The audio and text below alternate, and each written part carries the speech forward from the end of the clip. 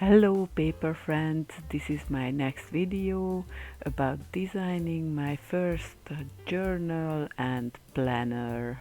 So it will be a two-in-one, a journal and a planner as well. I designed it in Canva and I keep it simple, and you can print it out from the link in the description.